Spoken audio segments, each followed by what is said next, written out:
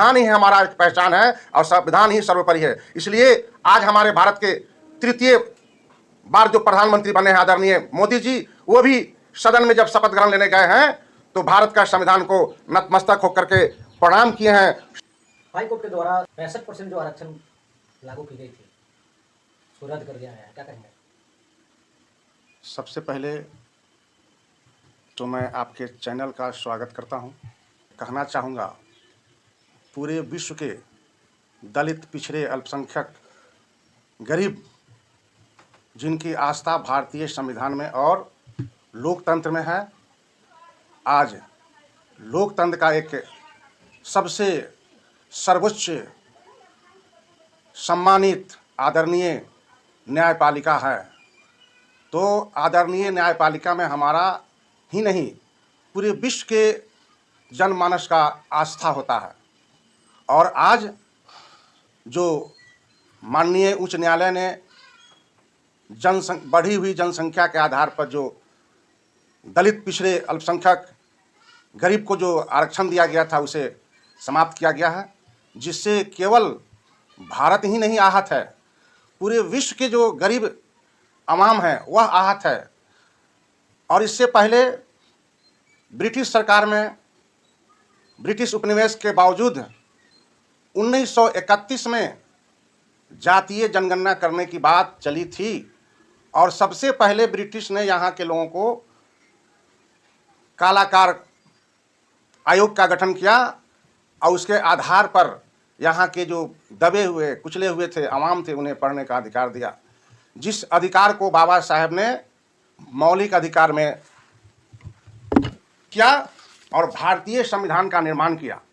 और जब से भारतीय संविधान निर्माण हुआ है तब से यहाँ के जो दबे कुचले थे, जिन्हें शास्त्रों में पढ़ने का अधिकार नहीं था, यहाँ तक लिख दिया गया था, नारी नीर नीर ही रही कभी मुझ पत न चलें, सुपज तेली कोल कलवाड़ा ये सब अधम अवताड़ा, ऐसी ऐसी शब्दों का उसमें समावेश किया गया और लिखा गया कि शूद्र यदि बोलता है तो उसकी जीवा काट लिया जाए, आंख से देखता है तो दोनों आंखों को फोड़ दिया जाए, कान से वेद अगर सुन लेता है तो कान में शीशा पिघला करके डाल दिया जाए। ऐसी ऐसी शब्दों का उसमें वर्णन किया गया, जिससे हमारे जो भारत के मूल निवासी थे उन्हें ज्ञान से दूर रखा गया और शिक्षा से दूर रखा गया, है ना। और यहाँ भी लिखा गया शूद्रो शिक्षा ना दियाताम, शूद्रो शिक्षा ना दियाताम, जबकि यहाँ के भारत के ही नहीं पूरे विश्व के जो लोग कमेरा संस्कृति के लोग थे वे सब लोग शूद्र थे, अर्थात जो सेवा करते थे वे सब शूद्र हैं, है ना।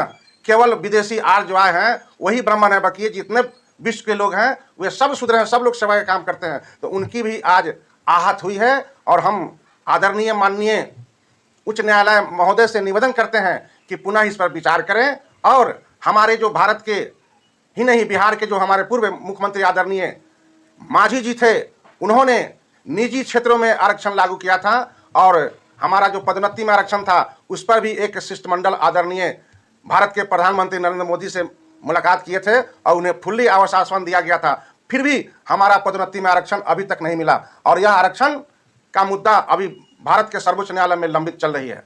तो मैं आदरणीय मांझी जी से कहूँगा और आदरणीय चिराग बाबू से कहूँगा कि आप शेरे रामविलास पासवान के पुत्र हैं, आप सदन में हैं, आपकी आवाज़ उठनी चाहिए, क्योंकि संविधान है और तब हम भारत के लोग हैं और आप भी हैं। संविधान नहीं रहेगा, आरक्षण नहीं रहेगा तो हमारा और आपका कोई वजूद इस भारत में नहीं है। संविधान ही हमारा एक पहचान है और संविधान ही सर्वोपरि है। इसलिए आज हमारे भारत के तृतीय बार जो प्रधानमंत्री बने हैं आदरणीय मोदी जी, वो भी सदन में जब शपथ ग्रहण लेने गए हैं तो भारत का संविधान को नतमस्तक होकर के प्रणाम किए हैं, सलाम किए हैं, आदर दिए हैं और उसके आधार पर वो भारत के प्रधानमंत्री बने हैं। तो मैं प्रधानमंत्री जी से और कैबिनेट के जितने सदस्य लोग हैं उनसे निवेदन करना चाहूँगा कि आप सब मिल करके भारत में जातीय जनगणना करावें और जातीय आधार पर जितना हम लोगों का जो बैकलॉग है और जो हमारा हिस्सा बनता है उसे पूरा करने का सदन में बात उठावें। तो मैं चाहूँगा दोबारा और निवेदन करना चाहूँगा कि आप सबों का ध्यान आकृष्ट करते हुए कहना चाहूँगा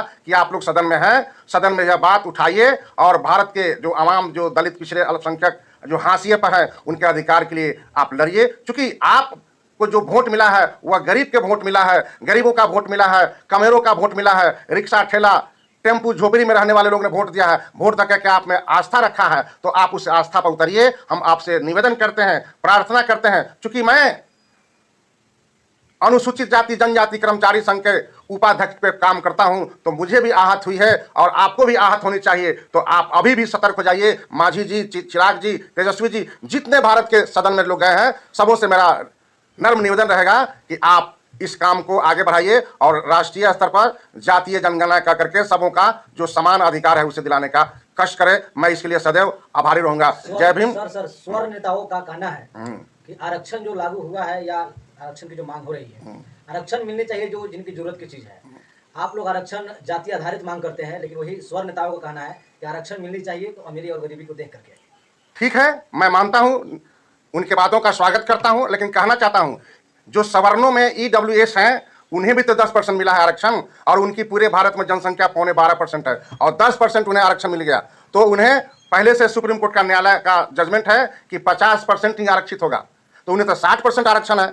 और जो विदेशी आज भाई हमारे आए हैं उन्हें तो 100% आरक्षण है। जितने भारत में अभी मंदिरें हैं उनमें सबों का पुजारी, और सर्वोच्च न्यायालय में, उच्च न्यायालय में, सचिवालय में 98% पर उन्होंने अभी उनका स्थान है। हमारे दलित पिछड़े वाले संख्यक का कई गो स्थान मिला है। उनसे भी मैं निवेदन करूंगा कि आप अपनी सोच बदलिए, और चूंकि भारत में रहते हैं, भारत का मूल निवासी बहुसंख्यक है, आप उन्हें अनादर नहीं करें, उन्हें भी सम्मान करें। चूंकि वही लोग आपको वोट देते हैं और उन्हीं के वोट से आप पार्लियामेंट में जाते हैं और उन्हीं के अधिकार पर आप आगे बढ़ते हैं, उन्हीं के टैक्स से आपका वेतन बनता है। तो मैं आपसे भी निवेदन करूंगा कि भारत के बहुसंख्यकों का आदर हो और उन्हें अधिकार का पुरजोर आपके द्वारा भी समर्थन हो। इन्हीं मेरा नाम हुआ डॉक्टर प्रोफेसर बिंदाराम।